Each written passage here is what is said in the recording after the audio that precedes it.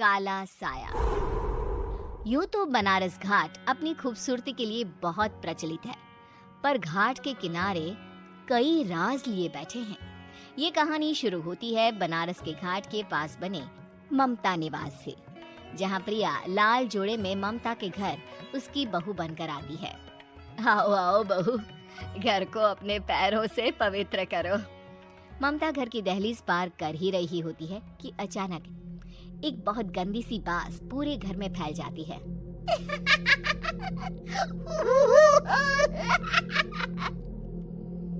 ये बदबू और ये आवाजें, ये कौन हंस रहा है माँ?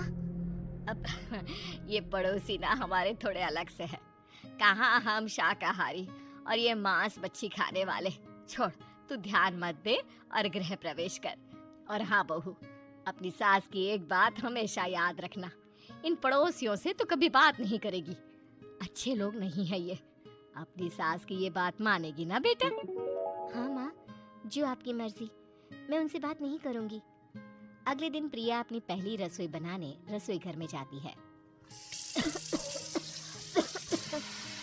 ये छोकी बात तो नाक में जा रही है। एक काम करती हूँ, खिड़की खोल देती हूँ। प्रिया खिड़की खोलने जाती है। इतने जाले, लगता है इस खिड़की को कभी खोला ही नहीं गया। पर ऐसा क्यों? ओह, नॉनवेज की स्मेल आती होगी ना। 2 मिनट के लिए खोल लेती हूँ, फिर बंद कर दूंगी। प्रिया खिड़की खोलती है। खिड़की खोलते ही उसकी नजर सामने वाले घर की खिड़की पर पड़ती है, जहाँ एक लड़की खड़ी होती है।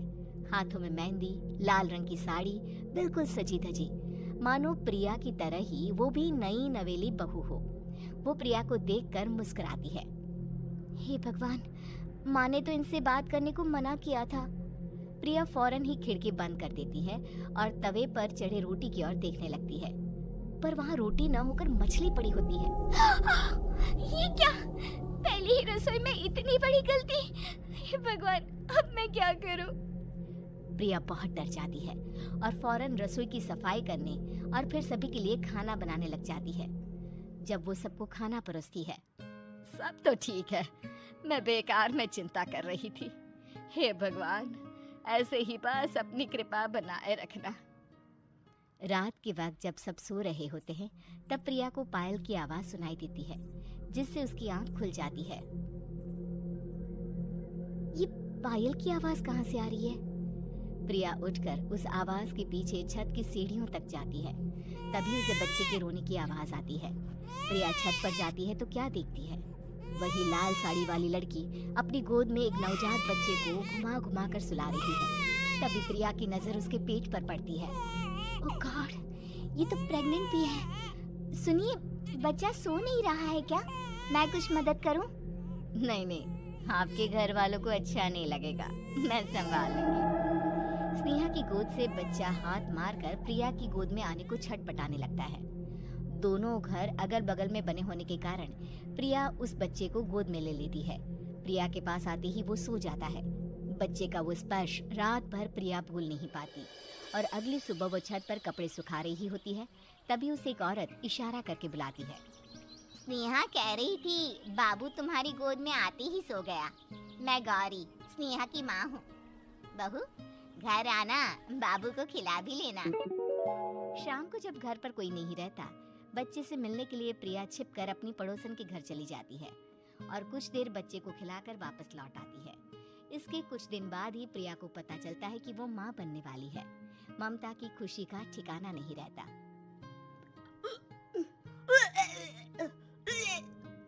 माँ जी, पता नहीं क्यों उल्टी आ रही है। प्रिया भागती हुई वॉशरूम में जाती है तो हरे और लाल रंग की उल्टी करती है। उस उल्टी में से कीड़े निकलते हैं। ये क्या? खून और ये कीड़े! माँ! माँ! प्रिया की आवाज सुनकर ममता दौड़ कर आती है, पर बेसिन में कुछ नहीं होता। प्रिया हक्की बक्की रह जाती है। ये सब क्या हो रहा है? प्रिया घबरा जाती है और अपने कमरे में जाकर सो जाती है। डर के कारण वो इतनी थक जाती है कि उसकी आंख लग जाती है। तब उसे ऐसा लगता है उसके पेट पर मानो कोई बैठा हुआ हो। कौन हो? प्रिया के पेट पर एक 5 महीने की बच्ची बैठी हुई थी, जो बुरी तरह जली हुई थी। माँ, तुम्ही मुझे लाई ना अपने पेट में। मैं तुम्हारी माँ नहीं हूँ। कौन हो तुम? माँ, देखो मैं जल गई बुरी तरह से। 6 महीने पेट में रहने को भी मुझे नहीं मिला।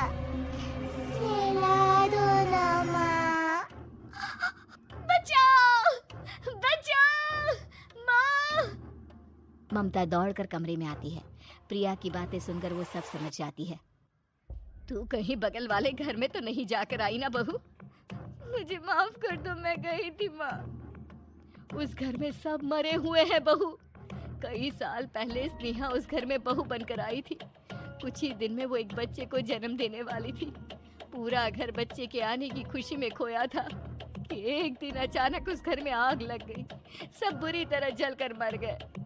गौरी आज भी दादी बनने का इंतजार कर रही है और इसीलिए स्नेहा ने अपना अजन्मा बच्चा तुम्हारी कोख में डाल दिया। ममता ये कह रही होती है कि पीछे से उसके पैरों को एक बच्चा पकड़ लेता है। दादी, दादी। माँ, स्नेहा की गोद में यही बच्चा था। ये बच्चा कौन है फिर? तेरी मौत है। तेरी भी दादी। जिस चीज का ममता को डर था वही हो गया। ममता निवास के ऊपर मौत ने चादर बिछा दी थी। प्रिया का पेट ऐसे बढ़ जाता है मानो 9 महीने का हो। 2 हाथ उसके पेट से बाहर निकलते हैं। बहू, संतोष को फोन कर, किसी पंडित जी को बुला बहू। प्रिया का पति भागता हुआ घर आता है। ये तो होना ही था माँ। तेरा पाप तेरे सामने आ गया तो तू सह नहीं पा रही है।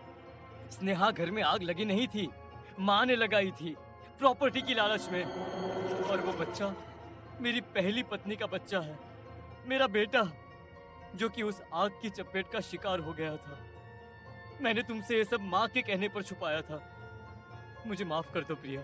तुम अगर चाहो तो यहाँ से जा सकती हो। मैं तुम्हें किसी भी बंधन में रखना नहीं चाहता। मेरी शादी हुई है आपसे, मैं आपको छोड़ नहीं सकती, पर उससे पहले हमें स्नेहा, उसकी माँ और बच्चे की आत्मा की शांति करवानी होगी। संतोष और ममता गौरी के घर जाते हैं। अंदर सब कुछ जला हुआ होता है। जमीन पर जली हुई लाशें बिखरी हुई थी। ममता रो रो कर अपनी करने की माफी गौरी से मांगती है। प्रिया स्नेहा के घर वालों का अंतिम संस्कार करवा देती है और ममता निवास फिर से आत्माओं के साए से मुक्त हो जाता है।